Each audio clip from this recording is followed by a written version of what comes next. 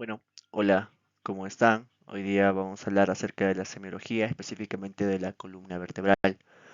Bueno, para empezar, tengamos en cuenta que nosotros debemos manejar las generalidades de la columna vertebral como estructura anatómica.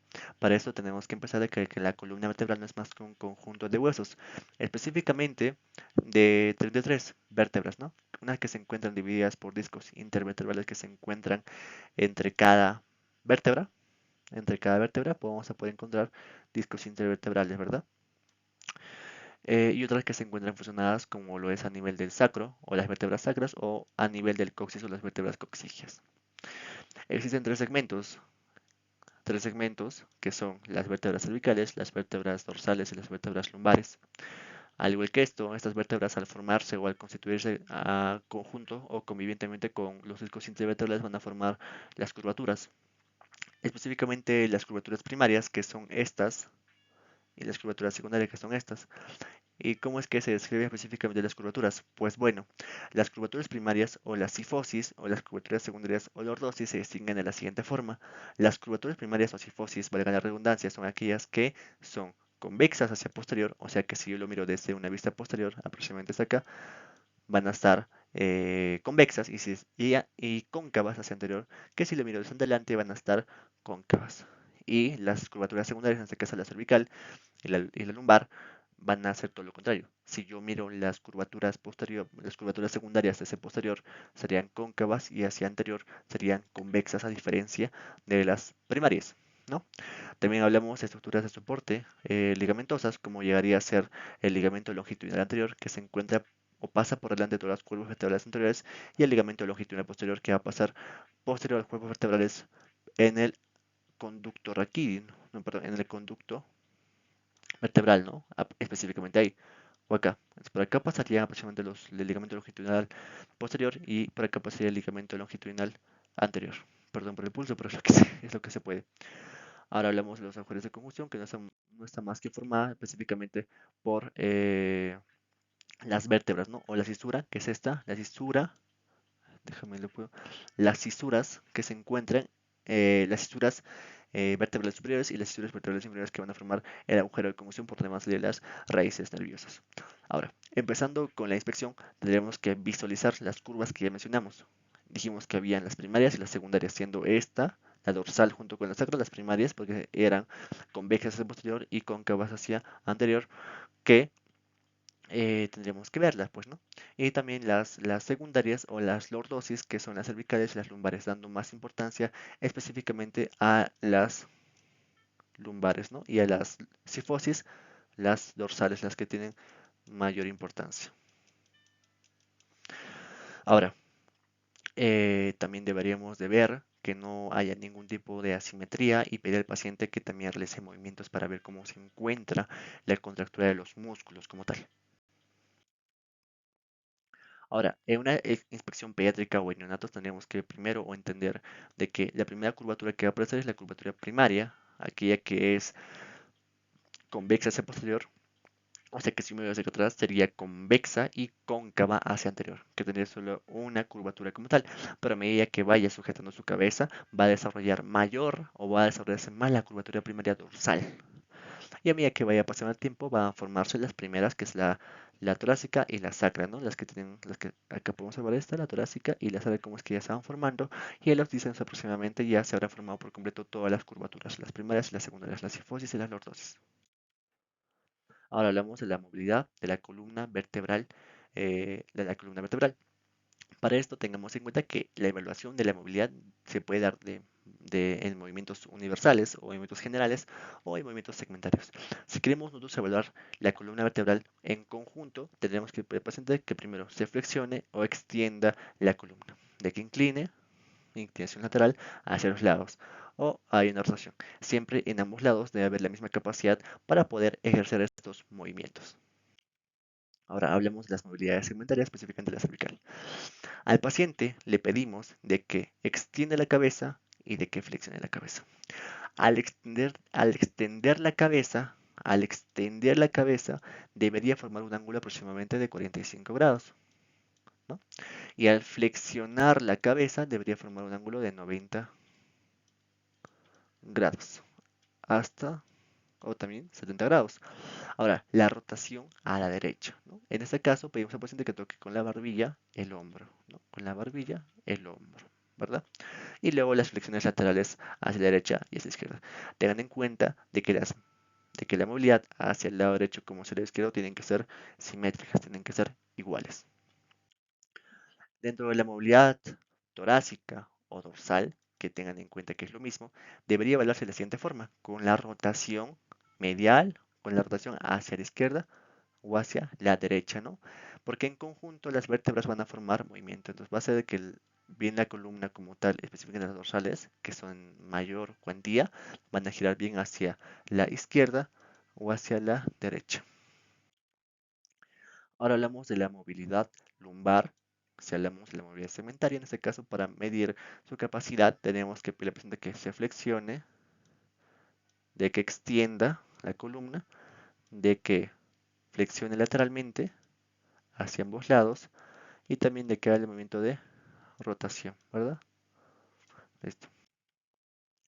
Ahora, para evaluar la capacidad que tiene el paciente de extender, de flexionar o tal vez de alargar los cuerpos vertebrales o la distancia entre los mismos, tendremos que ejercer el test de Schober.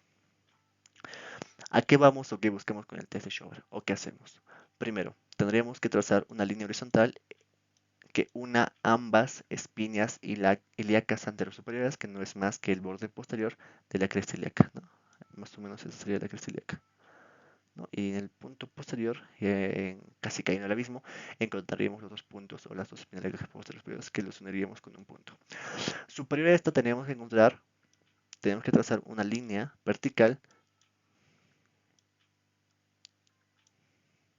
de 10 centímetros e inferior a esta de 5 centímetros, ¿no? Pero, ¿por qué se ejerce esta, esta técnica? Pues bueno, simple. Una vez que nosotros hayamos trazado y esto marcado, delimitado, claro, con un marcador y medido 10 centímetros hacia superior, siguiendo el eje longitudinal de la vértebra, o sea, siendo vertical, y 5 centímetros hacia inferior, tendremos que pedirle al paciente que se flexione lo más que pueda, haga una hiperflexión como tal. Y tendríamos que ver que el punto que hemos medido haya crecido por lo menos más de 5 centímetros, o sea, llegando a pasar los 20 centímetros, o sea, haya aumentado o haya aumentado más de los 20 centímetros esperados, ¿no? Y entonces así determinaríamos de que los cuerpos vertebrales no se encuentran funcionados, que la movilidad es apta y de que hay una suave y sin dificultad de movimiento entre vértebras. Ahora, hablando de anomalías dentro de la vértebra como tal, hablaremos de la escoliosis, que no es más que una desviación, y esto llévense como definición, una desviación del eje columnar, porque como tengamos en cuenta, el eje de la columna tiende a ser recto, pero en una escoliosis hay una desviación del eje como tal, ¿no? Hablamos de varios tipos de escoliosis. La escoliosis funcional, que no es más que una alteración en la postura, ¿no? Posturas.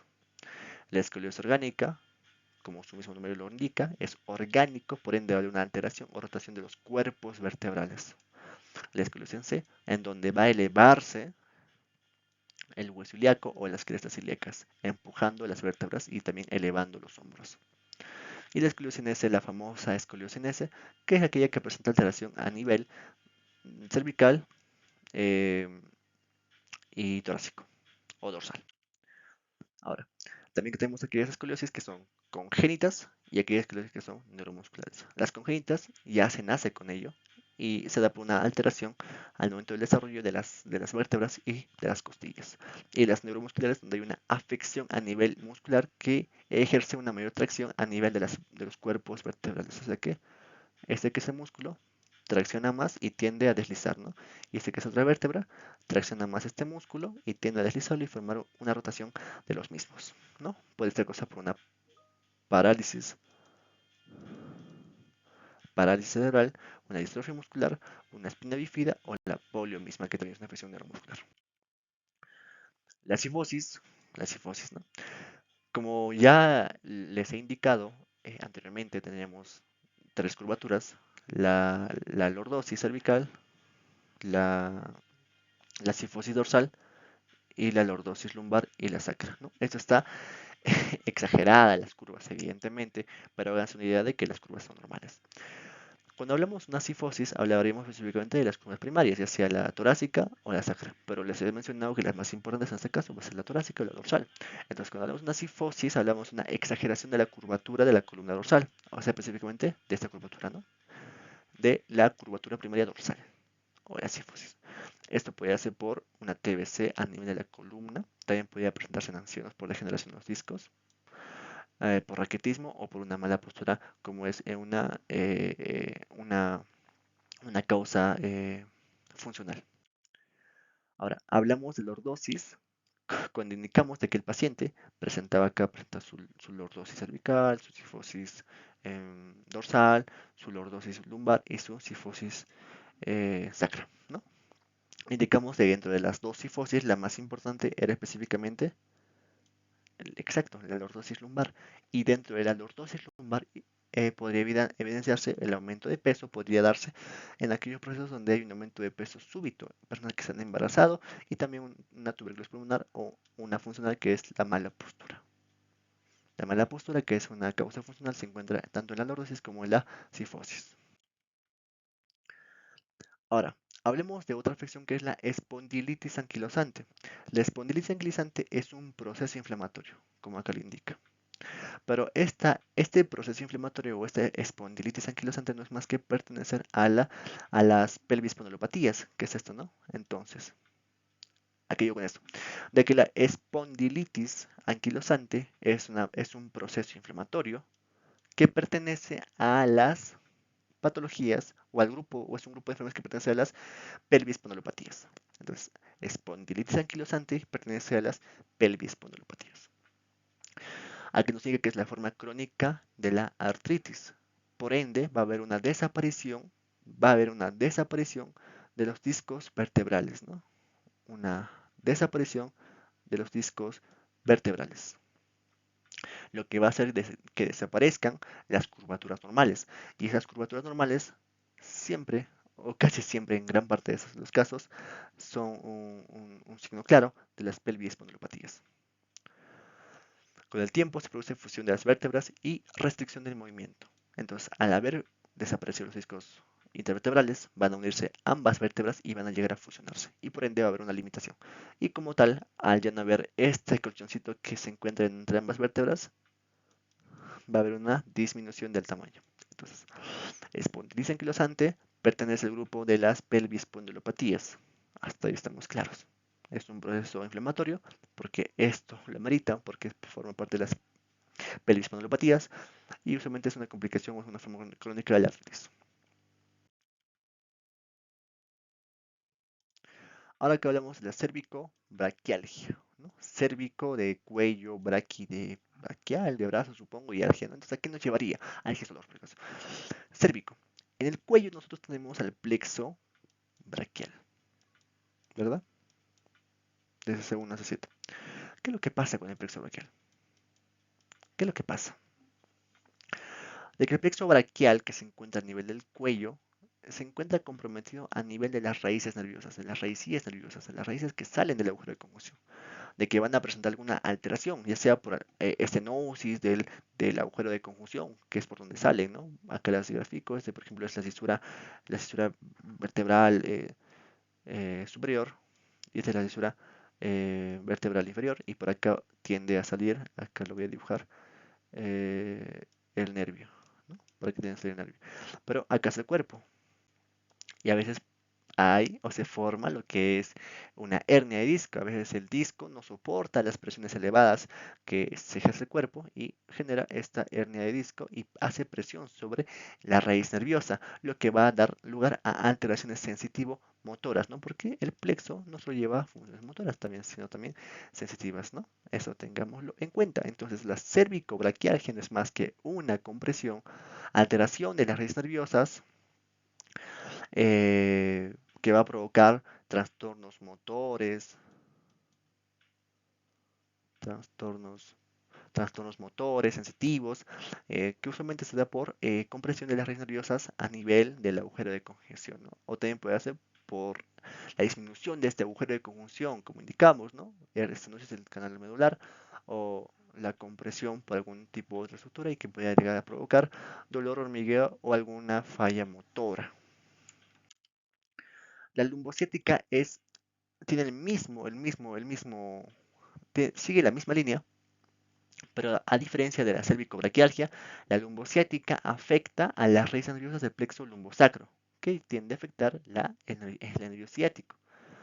Entonces, por ese lado, ya indicamos por escoliosis, estrechez del agujero de congestión, hernia de disco, contractura. ¿No? Pero este dolor, a diferencia del otro, de la cervicobraquialgia, va a provocar un dolor inicial en la región lumbar y luego va a irradiar hacia los miembros inferiores, ¿no? Eso cabe recalcar. También va a provocar, como indicamos, dolor lumbar, dolor que irradia el muslo, pierna, hormigueo. Pero no lo confundamos con el síndrome de músculo piriforme. Y esto simplemente se diferencia por estudios de imagen. Entonces, ¿cómo nosotros diferenciamos una lumbociática que no es más que la compresión de una raíz nerviosa desde el plexo lumbosacro que va a formar luego la ciática y va a irradiar desde la región lumbar hacia el miembro inferior? Pues bueno, simple, de que el síndrome de músculo piriforme tiene otra causa y no de por sí afecta como tal a las raíces nerviosas, sino que en este caso el músculo piriforme, que es este, que se encuentra en íntima correlación con el nervio ciático, va a comprimirlo. El músculo piriforme es un músculo que se encuentra a nivel de la pelvis, ¿verdad? A nivel de la pelvis, entonces el músculo ciático se encuentra en activación, pasa el nervio ciático y este por contractura lo comprime, ¿no? ¿No? ¿Y cómo lo distingo si hago un examen físico? Bueno, de por sí la lumbociática primero empieza con dolor lumbar y luego se irradia al miembro inferior. Pero en el síndrome de músculo piriforme hay dolor lumbar, pero a la palpación, si tú palpas o el afectado palpa, recién se irradia a los miembros inferiores. Aceptado, claro. La, la espondilodicitis. ¿Qué es la espondilodicitis? La espondilodicitis no es más que una infección piógena de la columna vertebral que va a provocar su destrucción. Usualmente el mayor sitio de afección va a ser la columna lumbar. El dolor se irradia a las extremidades, en este caso inferiores a la afección de la columna lumbar, y podría limitar la movilidad. Usualmente tiene como etiología o agente etiológico al estafilococos aéreos. Ahora hablamos de la palpación. Cuando hablamos de palpación, tengamos en cuenta que deberíamos nosotros tocar lugares específicos o puntos sensibles. No vamos a tocar todo. Eso es nefasto. Tenemos que tocar a nivel cervical las caenas ganglionares posteriores, anteriores, de las glándulas parótida, submandibular, sublingual, ¿verdad? Tendríamos que tocar eso. Junto también con la musculatura posterior del cuello. Y también los músculos superficiales motores, como dije músculo motor, sí, eso es tonto, ¿no? Claro, todo el mundo tiene músculo motor. Pero eh, los músculos superficiales como el esternocleidomastoideo y trapecio también son puntos sensibles para determinar si hay tensión cervical. A nivel dorsal o torácico, como ya lo vengo indicando, dorsal y torácico es lo mismo. Podríamos tocar las apófisis espinosas y los músculos paravertebrales para ver que no haya tensión en estas mismas. A nivel lumbar, tocaríamos o podríamos encontrar los nódulos de Koppelman.